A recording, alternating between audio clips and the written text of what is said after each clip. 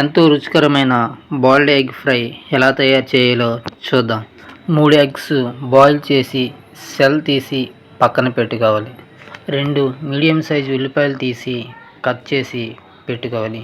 ఇప్పుడు బాయిల్ చేసిన ఎగ్స్ని ఎల్లో కట్ అవ్వకుండా మనం ఇలా సపరేట్ చేసుకొని ఎల్లో సపరేట్ చేసి ఇవన్నీ అలాగే సపరేట్ చేసుకోవాలి. ఇప్పుడు ఆ సపరేట్ చేసిన వీటన్నిటిని మనం ఒక్కొక్కటిగా తీసుకొని స్లైస్ల కింద కట్ చేసి ఇలా పెట్టుకోవాలి. ఇలా మొత్తం ఎగ్స్ అన్నీ కట్ చేసి పెట్టుకోవాలి.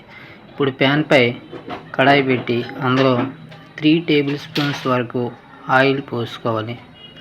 ఈ ఆయిల్ కొద్దిగా వేడెక్కిన తర్వాత అందులోకి గాను మనం కట్ చేసి పెట్టిన ఆనియన్స్ వేసుకోవాలి. ఆనియన్స్ వేసుకున్నాక కొద్దిగా సాల్ట్, పసుపు వేసి కొద్దిగా ఫ్రై చేయాలి. ఇప్పుడు అందులో కొద్దిగా ఫ్రై అయ్యాక అందులో అల్లం వెల్లుల్లి పేస్ట్ కొద్దిగా వేసుకొని అది కూడా పచ్చివాసన పోయేంత వరకు ఫ్రై చేసుకోవాలి. ఇక్కడ వీడియో క్లిప్ మిస్ అయింది. ఇలా అల్లం వెల్లుల్లి పేస్ట్ పచ్చివాసన పోయిన తర్వాత అందులో రుచికి తగ్గ సాల్ట్ అడ్జస్ట్మెంట్ చేసుకోవాలి. అలాగే కారం, ధనియాల పొడి, గరం మసాలా, జీలకర్ర పొడి ఇవన్నీ వేసుకోవాలి. అలాగే కొద్దిగా కరివేపాకు కూడా వేసుకొని కాసేపు ఫ్రై చేశాక మనం కట్ చేసి ఉంచుకున్న ఎగ్ పీసెస్ని అందులో వేసి కాసేపు ఫ్రై చేయాలి.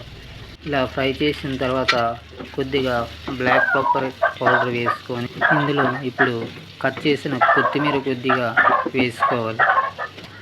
కొత్తిమీర వేసుకొని దాన్ని కూడా ఒకసారి అలా ఫ్రై చేసి ఎల్లోస్ ఉన్నాయి కదా అవి కూడా అందులో వేసి ఒకసారి మళ్ళీ ఇలా ఫ్రై చేసుకోవాలి.